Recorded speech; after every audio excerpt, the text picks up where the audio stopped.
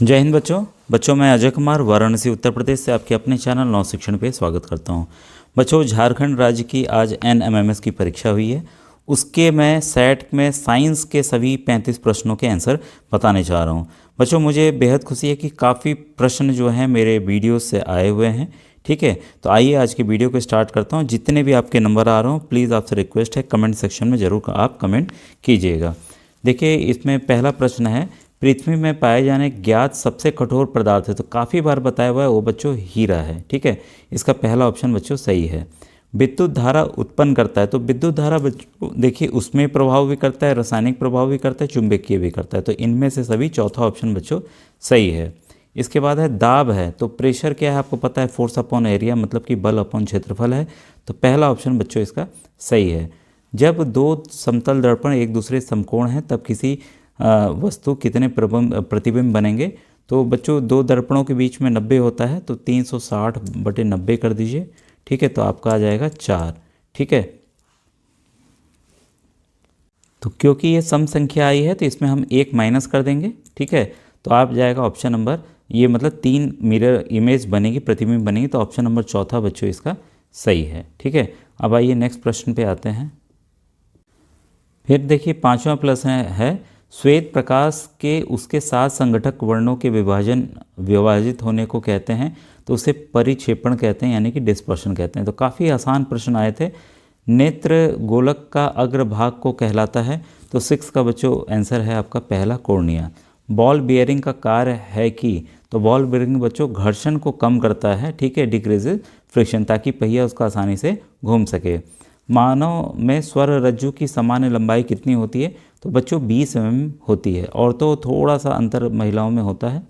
आवृत्ति की SI इकाई है, तो फ्रीक्वेंसी की जो इकाई है SI यूनिट जो है वो हर्ट्ज है। ऑप्शन नंबर तीसरा बच्चों इसका सही है। प्रश्न नंबर 10 है, आवेश के कितने प्रकार हैं। ठीक है, तो चार्जेस बच्चों एक पॉजिटिव एक नेगेटिव होता है, तो 2 है। ऑप्शन नंबर 2 इसका सही है। किसी पिंड पर आवेश का सबसे निश्चित परीक्षण क्या है। तो विकर्षण है, यानी कि रिपल्सन है। ये भी प्रश्न रिपीटेड है बच्चों, काफ़ी प्रश्न बच्चों रिपीटेड आए हैं। क्वेश्चन नंबर 12 है, निम्न में से कौन सामान्य तापमान पर सबसे अधिक क्रियाशील है। तो बच्चों श्वेत फास्फोरस है, जिसका थोड़ा बहुत इस्तेमाल माचिस बनाने में किया जाता है। अधिकतर लाल फास्फोरस का किया जाता है, इसकी परत चढ़ाई जाती है रगड़ने वाले पे। ठीक है, सोना और चांदी को पिघलाने के लिए सोनार लॉक के कौन सा भाग का उपयोग करता है। तो बाहरी क्षेत्र का जो सबसे गर्म होता है, तो इसका है आउटर भाग। ठीक है, एक विद्युत अपघटय है। ठीक है, इलेक्ट्रोलाइट क्या है बच्चों, एक घोल जो विद्युत का चालन करता है, an solution that conducts electricity. इसका ऑप्शन नंबर चौथा बच्चों सही है। फिर एरोसेल किन सूक्ष्म कणों का बादल है। तो बच्चों ये दोनों है, ठोस कण और सरल कण दोनों हैं। तो ऑप्शन नंबर तीसरा बच्चों इसका सही है। अम्ल वर्षा जो है मुख्यतः पाया जाता है। तो बच्चों नाइट्रोजन के ऑक्साइड और सल्फर के ऑक्साइड के कारण होता है। तो ये नाइट्रिक अम्ल और गंध अम्ल जो है बनता है सल्फ्यूरिक एसिड। तो इसका चौथा ऑप्शन बच्चों सही है। गंगा कार्य परियोजना किस वर्ष आरंभ की गई। तो 1985 में 1985 में आरंभ की गई थी गंगा एक्शन प्लान। प्रश्न 18 आपके सामने, दहन की क्रिया के लिए निम्नलिखित में से कौन सा शर्त आवश्यक है। तो ये देखिए, दहनशील पदार्थ की उपस्थिति, पदार्थ के ज्वलन ताप की प्राप्ति और वायु की उपस्थिति। तो ये सभी तीनों इंपॉर्टेंट है। तो ऑप्शन क्या है आपका, all of the above.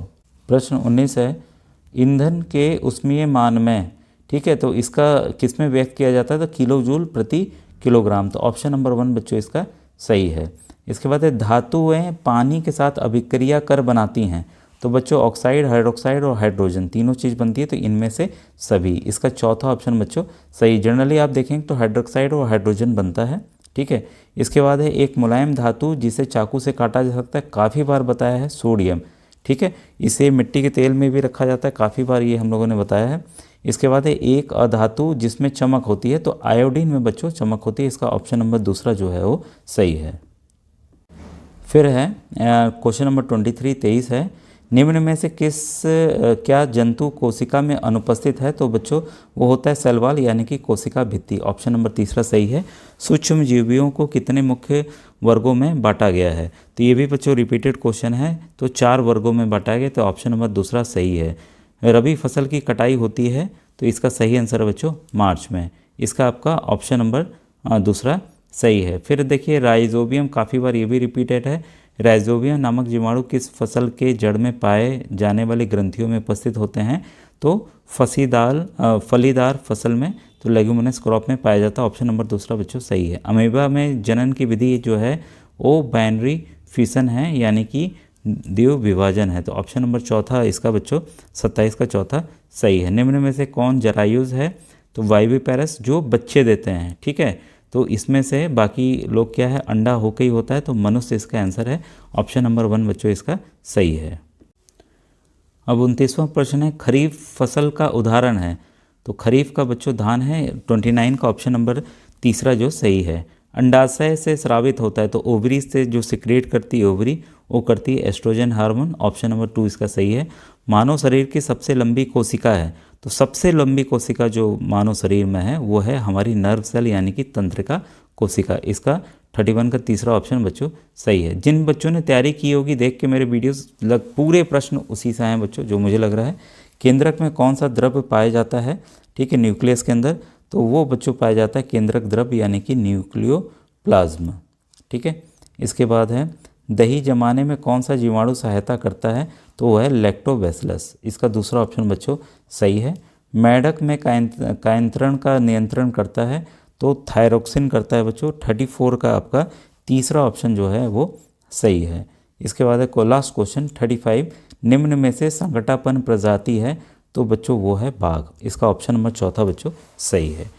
Answer मिला के जरा बताइए आपके कितने आ रहे हैं। थैंक यू बच्चों, थैंक यू वेरी मच।